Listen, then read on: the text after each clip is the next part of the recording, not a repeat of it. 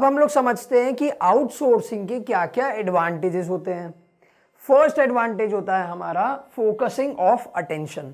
Now see, मैंने आपको बताया कि हमें क्या आता है, हम जो टीचर्स हैं हमें क्या आता है, हमें पढ़ाना आता है, हमें मार्केटिंग करनी नहीं आती, हमें शायद पोस्ट बनाना नहीं आता, हमें रिकॉर्डिंग करनी नहीं आती, हमें शायद एडिटिंग करनी भी नहीं आती, हमें कुछ नहीं आता है, हमें सिर्फ पढ़ाना आता है।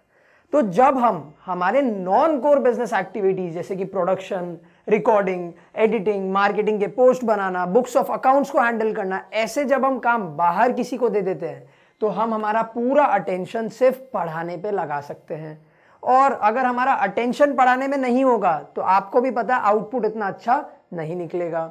तो अगर हम आउटसोर्सिंग करते हैं तो हमारा मेन जो कोर एक्टिविटी होती है उस पर हम पूरा का पूरा अटेंशन दे सकते हैं। सेकेंड होता है reduction in cost. Live example बताता हूं, हमारा example, when we started with virtually the initial capital was very less. तो हमने क्या डिसाइड किया कि हम हमारे खुद के फोन्स या फिर घर पे जो कैमरा पड़ा था उससे हम रिकॉर्डिंग करेंगे। तो वी सेड कि चलो ठीक है, ट्राई करते हैं। Then we started. फिर हमें ऐसा लगा कि शायद फोन से इतनी अच्छी रिकॉर्डिंग नहीं हो सकती है, तो we bought a new camera. फिर कैमरा हमने खरीदा, हमको पता नहीं था किस टाइप का कैमरा खरीदना चाहिए, क्या करना चाहिए, तो हमने क्या किया, कैमरे पे पैसे वेस्ट कर दिए। फिर जब हमने एक प्रोडक्शन टीम को हायर किया तब हमें समझ में आया कि हमारा जो तरीका था, जो लाइटिंग्स थी, जो कैमरा हमने खरीदा था, that was not for this use. तो हमने क्या किया, हमने हमारे कॉस्ट को वेस्ट कर दिया। ठीक है, यहीं पे अगर हम पहले दिन से एक प्रोडक्शन टीम को हायर कर लेते हैं तो क्या होता, हमारा कैमरा का कॉस्ट, हमारा टाइम दोनों बच जाता। तो अगर आप आउटसोर्स करते हो, अगर आप एक कैप्टिव यूनिट या फिर अगर आप एक बीपीओ को हायर करते हो तो क्या होगा, उससे आपका कॉस्ट रिड्यूस होगा। Third point is quest for excellence. अब मैंने आपको बताया कि मुझे पढ़ाना आता है और शायद मुझे बहुत अच्छा पढ़ाना आता है, this is what I believe, but मुझे शायद वेबसाइट इतनी अच्छी बनानी नहीं आती। तो मैंने जिस पर्सन को हायर किया था फॉर डेवलपिंग दिस एप्लीकेशन और डेवलपिंग द वेबसाइट, उसको अपने काम पे एक्सीलेंस था, तो वहां पे वापस मुझे एक्सीलेंस मिल गई। लेट्स से प्रोडक्शन टीम की काम बात करते हैं, तो इन्हें अपना काम बहुत अच्छे से आता है। ठीक है, इनके लिए रिकॉर्डिंग करना इज वेरी इजी, इनके लिए एडिटिंग करना इज वेरी इजी, तो अगेन मुझे एक्सीलेंस मिल गई। दैट मीन्स अगर मैं जिस काम में एक्सपर्ट हूं, मैं वो काम करता हूं तो उसमें 10 on 10 मार्क्स है मेरे। ठीक है, लेट्स से जो काम मुझे नहीं आता है, अगर वो मैं किसी पर्सन को आउटसोर्स करता हूं, ऐसे पर्सन को जो अपने काम में एक्सीलेंट है, तो वहां पे वापस मुझे 10 on 10 मार्क्स मिल गए। मतलब अगर मैं बात करूं मेरे पूरे टीम की, अगर मैं बात करूं फाइनल प्रोडक्ट की, तो 10 on 10 प्रोडक्ट निकलेगा ना। क्यों? क्योंकि सबको अपना अपना काम आता है, सब अपने अपने काम में माहिर है। तो अल्टीमेटली क्या हुआ, हमारा जो प्रोडक्ट निकलेगा that will be excellent. Simple. Next होता है ग्रोथ थ्रू अलायंस।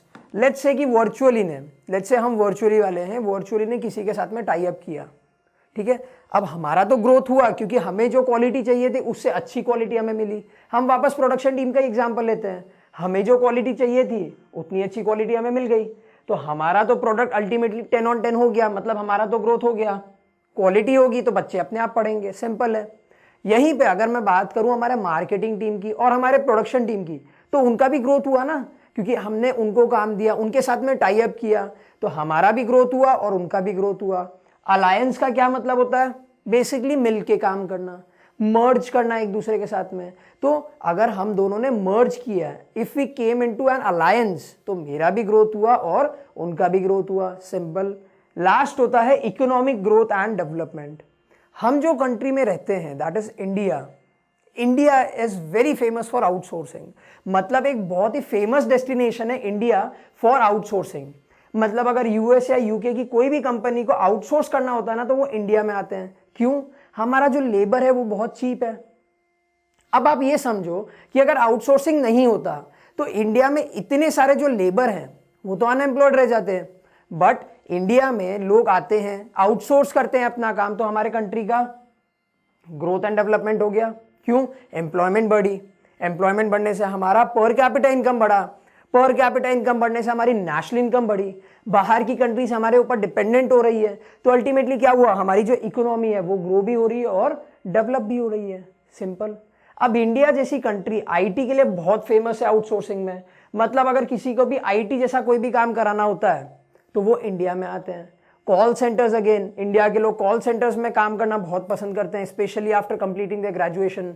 तो बाहर की कंपनी को अगर कोई भी कॉल सेंटर सेटअप करना होता है तो वो वापस इंडिया में आते हैं। तो इससे क्या होता है, इंडिया की पब्लिक जो जस्ट अभी अभी ग्रेजुएट हुए हैं उन्हें नौकरी मिल जाती है, सेमी स्किल्ड लेबर्स को नौकरी मिल जाती है। तो इसके कारण क्या होता है, हमारे कंट्री के इकोनॉमिक का ग्रोथ और डेवलपमेंट होता है। तो यहां पे तो हमने एडवांटेजेस देख लिए, but are there any concerns when we talk about outsourcing? The answer is yes. अब क्या कंसर्न्स है ये जानने के लिए हम नेक्स्ट वीडियो पे चलते हैं।